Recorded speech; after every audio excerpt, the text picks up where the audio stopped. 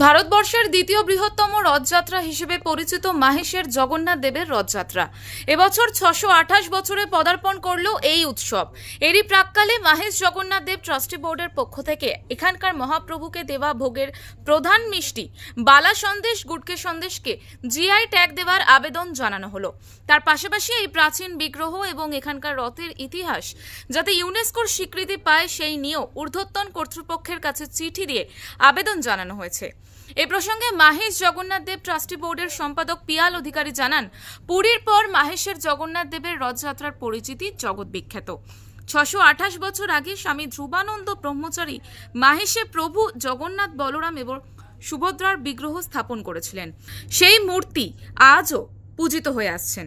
এখানকার রথযাত্রা উপলক্ষে অতীতে বহু মনীষীর পদধূলি পড়েছে শ্রীপাঠ মাহেশ ধামে।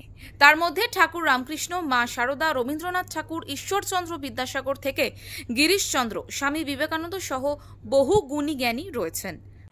এবং তার সাথে হেরিটেজেরও দেওয়া হয়েছে।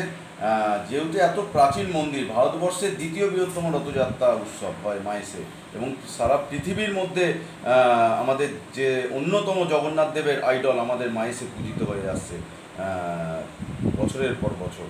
তাই জন্য আমরা এইটার জন্য আমরা যাতে হেরিটেজ যেন তকমা পায় আমাদের মাহেশের যে রথযাত্রা উৎসব এবং জগন্নাথ মন্দির, তাই জন্য এটারও আমরা চিঠি দিয়েছি।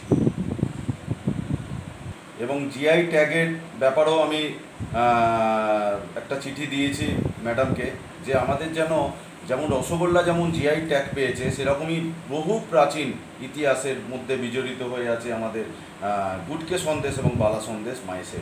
তাই জন্য গুটকে সন্দেশ এবং বালা সন্দেশেরও যে একটা ইতিহাস আছে, সেটা বল্লভপুরেরও ইতিহাস আছে, কিন্তু বল্লভপুরের ইতিহাসের সাথে মাহেশের ইতিহাস ভিন্ন। মাহেশের আমি তুলে ধরেছি যে যেন গুটকে সন্দেশ এবং বালা সন্দেশ যেন আমাদের জিআই স্বীকৃতি পায়। এটা বহু বছরের একটা ইতিহাস, প্রায় 500 বছরেরও অধিক এই ইতিহাস। কেন পাবে না আমাদের গুটকে সন্দেশ, বালা সন্দেশ জিআই? মিষ্টির দোকানের কর্ণধার অমিতাভ দে বলেন, যদি গুটকা সন্দেশ, বালা সন্দেশকে জিআই ট্যাগ দেওয়া হয় এবং মাহেশের রথযাত্রা যদি ইউনেস্কো স্বীকৃতি পায়, তাহলে প্রভু জগন্নাথ এবং এখানকার রথযাত্রা আরও পরিচিতি লাভ করবে বিশ্বের দরবারে। মাহেশের রথের ইতিহাসের সাথে বালা সন্দেশ এবং গুটকে সন্দেশ বহু প্রাচীন কাল থেকে চলে আসছে এই সন্দেশের প্রচলন। এর ইতিহাস আমরা আরও গভীরে যাব, আরও গভীরে জানবো এটা সম্পর্কে। সবথেকে বড় পাওনা হবে মিষ্টির ইতিহাসে এর জিআই ট্যাগ।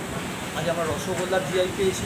বহুদিন, প্রায় 6 থেকে 7 বছর ওড়িশা গভর্নমেন্টের সঙ্গে আমরা ব্যাটেল করার পর আমাদের সরকার আমাদেরকে বহু সাহায্য করেছেন, আমাদের পাশে থেকেছে। সবথেকে বড় কথা, আজ বাংলায় রসগোল্লা বাংলাতেই থেকে গেছে।